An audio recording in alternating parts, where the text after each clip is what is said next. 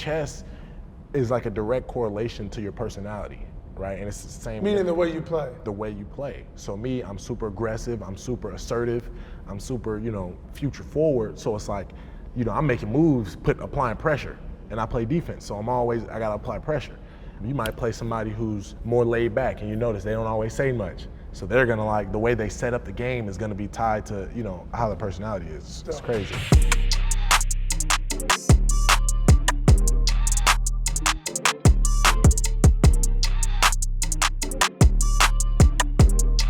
NIL came after your first year or second? That was right after COVID. So you were already 2 years in? I was 2 years in, yeah. For you sitting there as being who you were, when that ruling came down, was that a moment like, oh shit, like? So that happened, I think it was July 6th was the day. And before that, you probably don't remember, but LeBron had came out a lot talking about how players, should get paid. And for me, I was in tune to it. I was always hearing about it. And I do journalism. That's what I majored in. So it was a lot about advertising. There was a lot of things going on that we're talking about NIL. So I was anticipating it, but we didn't know how real it was, right? And we didn't know what the limitations or whatever was going to be. So we got to come up with a plan. And why did you choose journalism and advertising, by the way? Oregon obviously has a great journalism school, and then it was really about learning, right? Because the NFL was already the goal, but it was I'm going to be in front of the media. I got to learn, why are they asking me these questions? Why are they framing it this way? Who's the target audience? What, what I mean? What are they being sold? What are they going for? So just figuring out how I can, learn the ins and outs of it. Instantly, did you start getting calls from companies and people or stuff, or did you have to do outreach? I never did outreach. The first deal I did, I got a call from Phil Knight, and it was super random. Then he looped in Tinker Hatfield, and it was from there it just kept going. So that was the first deal you did, was with Phil and Tinker? Yeah, that was the first. You went straight to the fucking top. Exactly, and for me, it started even way before that. When I first visited Oregon, I saw Phil Knight and I walked up to him and I told him yo, you're gonna be making my shoe one day, because I knew I've always wanted to be a Nike athlete, and he's the GOAT. So it was me going to Oregon, I wasn't gonna not seize that moment. I had to really take advantage of that time I was there, and he really did feed into me and became a close friend and a mentor. Oh, that's dope. That's incredible. So then everything was incoming. Yeah, and the greatest thing was I was hip to it, right? I started learning how to read contracts. I started learning how to do these things. How'd you learn how to do that? I think it's just research. You can look up examples of contracts and talking to people. There's a lot of people that have came through that are already in the big leagues doing contracts, and then just meeting different people and kind of creating relationships and asking questions. That's really how I did it. How did you know this one's right, I'm gonna do this one, not that one, this one? How did you and your team or you get to that process? I think it was hard, but it was easy, right? It was in a sense where once, Phil Knight called me, I got bougie a little bit, it was no more it came to a certain level where it was once I did it with them, it was okay, what's next? Let's do things that are going to, elevate who I am, right? And not really try to dilute my brand and kind of stay on, course. What was the one you said no to that was really hard? Either because it was a lot of money or it was I said no to a few. Soda, I think it was, I don't want to say the brand, but it was a soda company, because it's what are we promoting, right? Fast food, I don't eat fast food no more, right? So why would I kind of put my image out there? So for me, it was a lot more no's than there were yeses, right? I had a lot of deals, but there were a lot of things that I had to realize didn't really align with who I said I was. Did you think about these could get in the way of me being the best football player on the field? I mean, it was easy. I feel like it's all about. I saw you tweet about that to other kids. Basically, you were saying your tweet was keep the main thing. One of us to keep the main thing. That's been it regardless. I feel like even when you just you take away NIL and just look at the season and playing football, it's easy to get distracted. It's easy to lose sight of what's right in front of you, right? So for me, it was just compartmentalizing what was going on, knowing that there was a time and a place for everything, and then making sacrifices, right? I stopped playing video games after my freshman year, right? I stopped doing a lot of things because I realized where I wanted to be, especially when COVID happened. You sit in the house and you start realizing now, I just start thinking ideas every day of what companies I want to align myself with, who do I want to be, and how was I going to get there, and then just watching tape. And it's funny, when I watch tape now, and this was making me so frustrated during the process, I ask people who do you think is better off the tape? And it's for me, I know someone's better if they're doing moves that you can't do. Got it. You know what I mean? If that you need to Steph Curry is shooting 3 from half court and you ain't doing that. He's better. You know what I mean? So for me, it's there's moves that I have that no one else has at the college level, right? Obviously in the NFL, it's a whole new game. Of course. But at the college level, it was so frustrating because it's like, yo, just check the tape. We don't need to talk about anything else. Check the tape. And it was no comparisons. Of course. So. And do you think NFL teams, what you thinking like that, took that into account? And do you think that was unfair that they took it into account? Oh man, when you talk about the pre-draft, this is like a whole you talk about the pre-draft process. It was unbelievable. I mean, what was unbelievable? What was the just because it was a sense of like we felt like we won, right? We get NIL. It's like, man, we won, we did it, and now it's like I'm seizing these opportunities. I'm doing what you said I could do, and I'm receiving backlash for it. Yeah, exactly. It don't make sense, right? And it's not, and it's so crazy because the better I did and the more. Well, you're the best. You did it the best, honestly. But I would so even far. It would even say the more I aligned myself with what I wanted to be, the more I got educated, the more I really knew, the more I really came in with a plan. It felt like they wanted to make the smallest thing seem big, right? So now it's like, because I'm aware of the opportunities, the promotions, the things that come from, being a brand, now it's like, oh, well, is he concerned about football? Yeah, and people were saying people were saying, does he people really were saying play? I was the wild card of the draft. Yeah.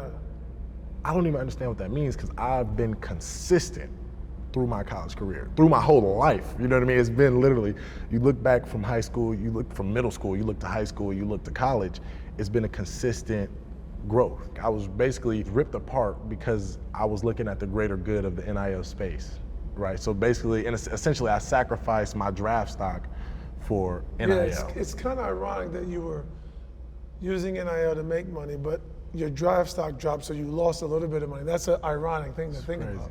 But then I ended up in New York, so it's still, a blessing. And you're happy to be in New York? Yeah, I mean, it was I've been talking about New York once it became, for me, I was looking at the worst three teams the whole season. The whole season, I'm just like, you knew you were going somewhere. I'm like, I got to see the worst team. So I'm looking at the bottom of each bracket, like who's going to be. And then when the time came and I started visiting, I'm like New York. If you start thinking about, man, where could I live? What could I, how would I like it? It was like New York all the way. A guy like you, to me, feels like you fit in New York. I do. I fit perfectly, and I feel like the difference. Well, not even the difference, but I feel like the big thing that kind of gives me that advantage is that I've struggled in real life.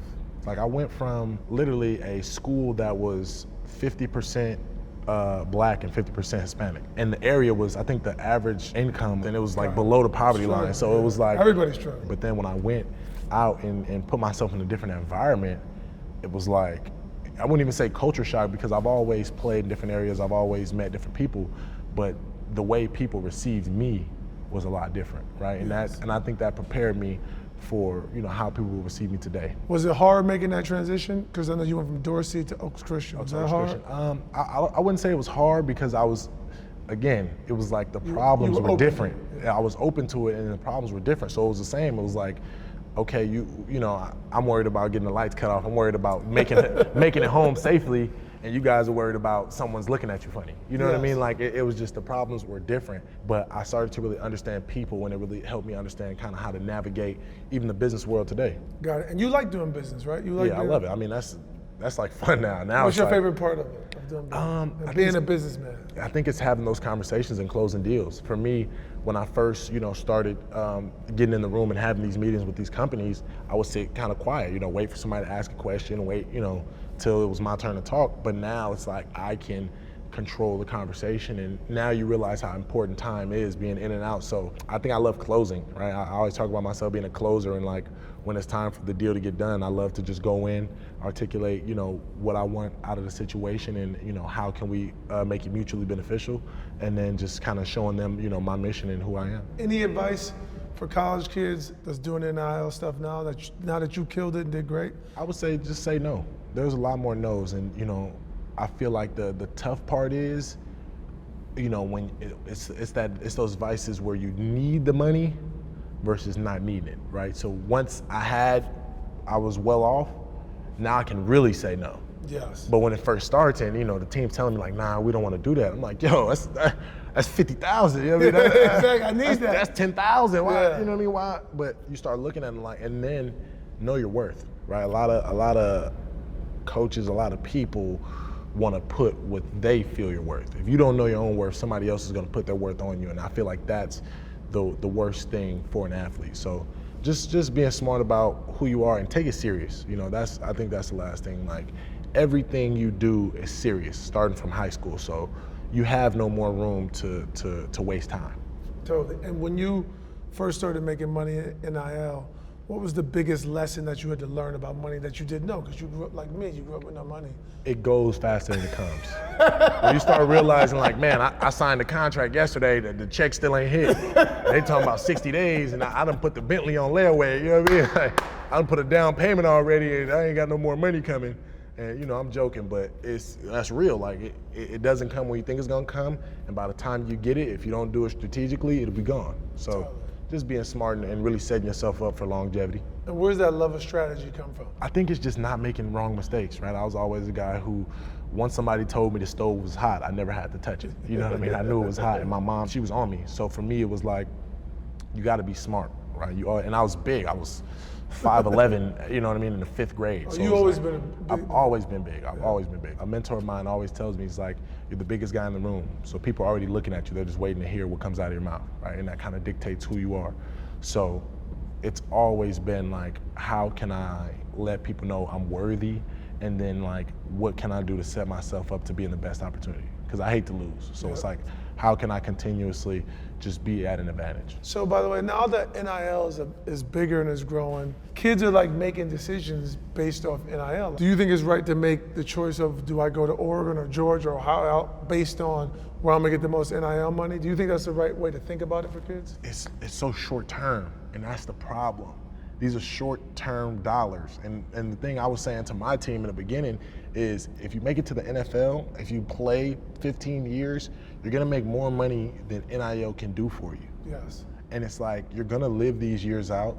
Now, granted, some guys really need it, so I don't wanna take away the fact that, like, you gotta do what's best for your family at the end of the day, but you gotta look further than these 3 years. Don't sign to Bishop Sycamore.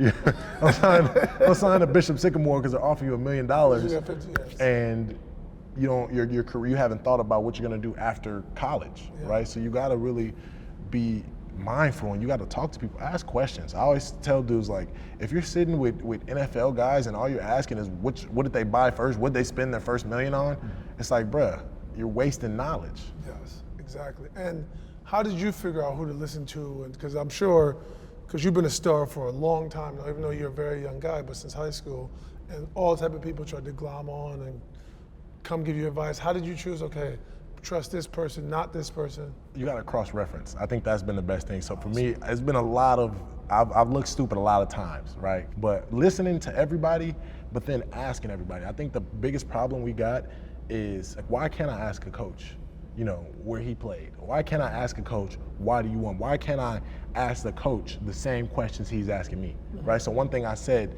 within the process is, like, yeah, these coaches are recruiting me, but I'm also trying to figure them out too. I want to know who I want to play for. Yep. I want to get to know what's your family life?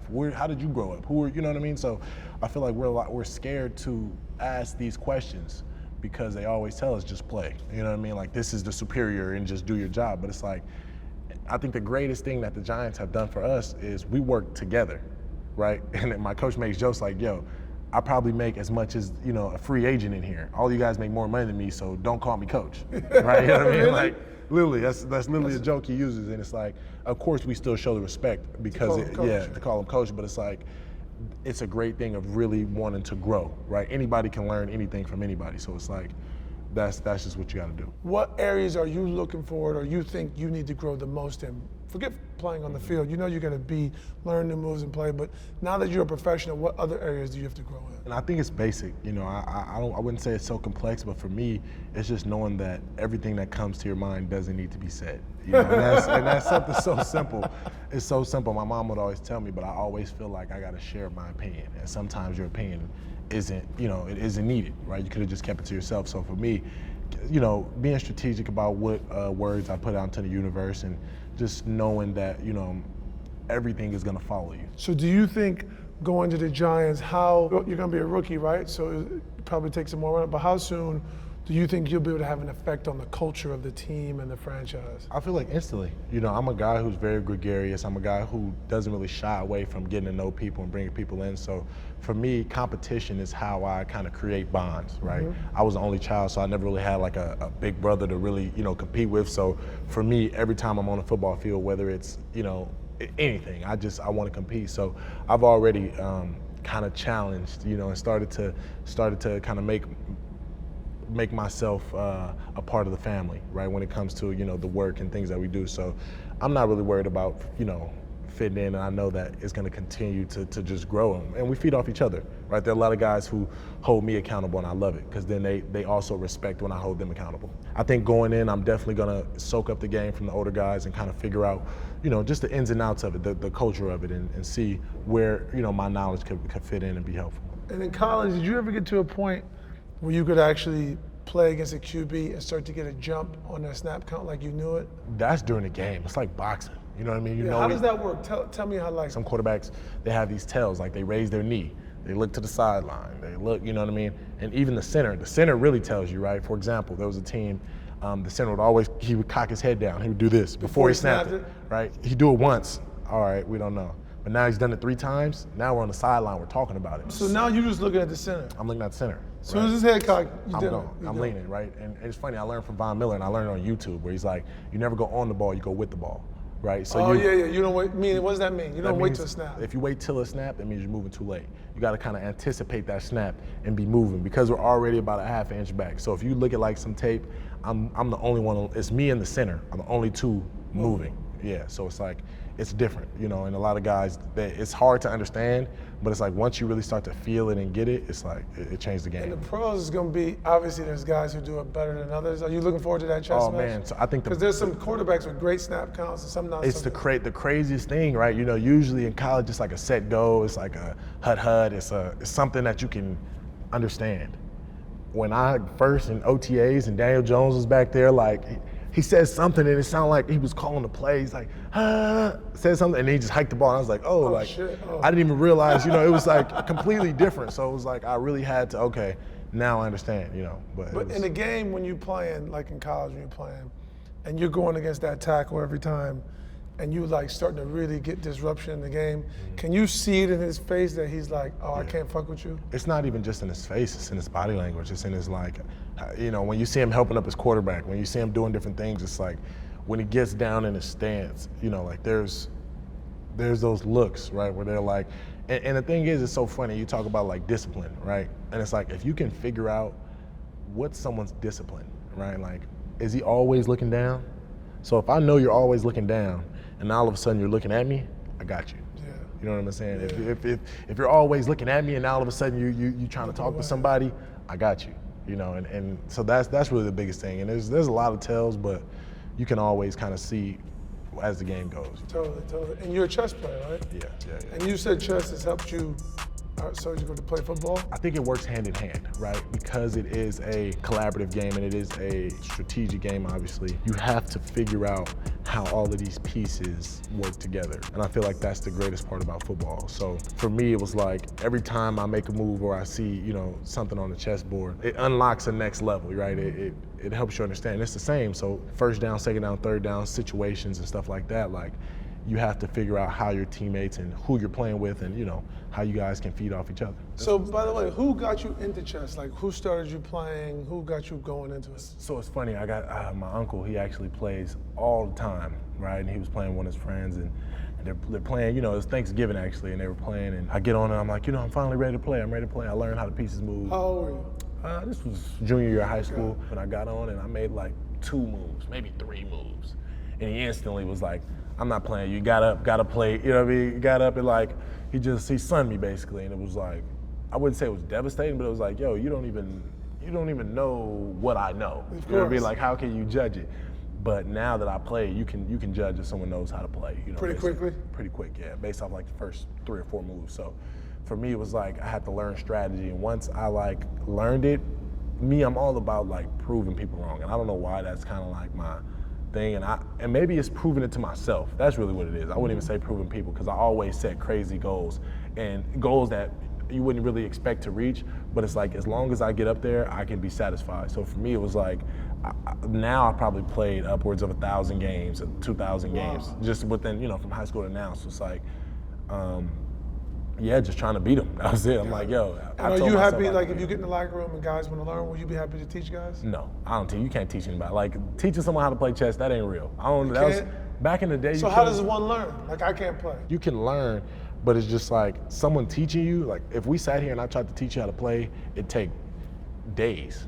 Because you also, in chess, isn't it also, you have a way of playing that's specific, and everybody has their own. Exactly. And it's like, I could teach you, but you could still not see it. You know what I mean? It's different from. But you could just teach me which moves. I can teach you which moves do what. That's simple. But that's not chess. That's just how, and that's what I'm saying. The game, yeah. That's the game. But to teach you strategy, you really can't, because it's like, you got 2 wide receivers, you know what I mean? They're gonna play differently. Of course. So, and it's crazy because chess is like a direct correlation to your personality, right? And it's the same. Meaning the way you play. The way you play. So me, I'm super aggressive, I'm super assertive, I'm super, future forward. So it's like, I'm making moves, applying pressure, and I play defense. So I gotta apply pressure.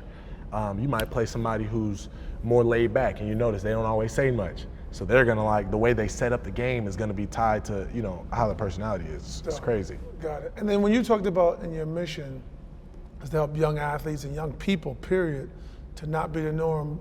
When you say not be the norm, what is the norm to you?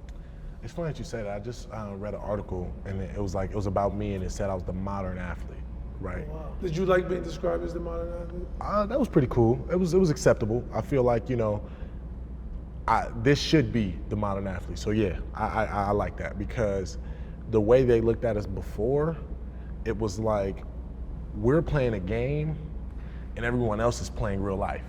You know what I mean? Exactly. Like, they want us to go out there, run, tackle, jump, put on a show, while everyone else is making business moves and they're making millions, and we're making chump change. So it's like, when you see us start to take control as athletes and you see us start to be more aware of what's out there, yeah, like when you see us start to empower ourselves, and now we can empower.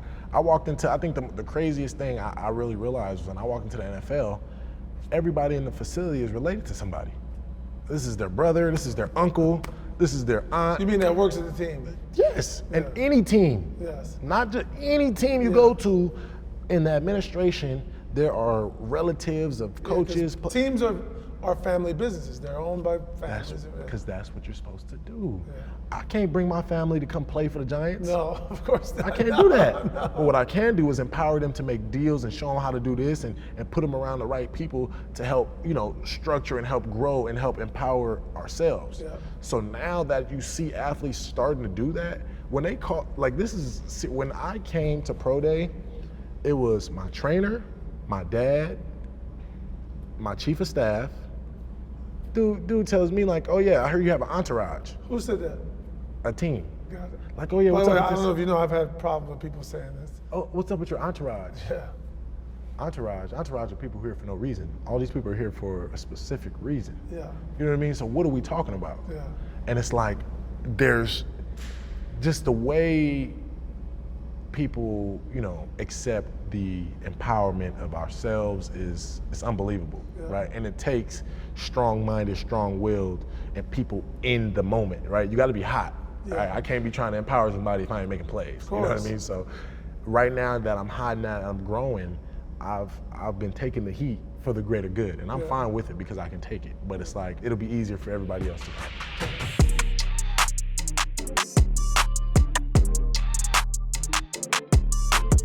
When I learn how to play chess one day, I'm gonna come by. Yeah, we're gonna be back, man. We're gonna take about 1,000 games, but we'll do it. Exactly.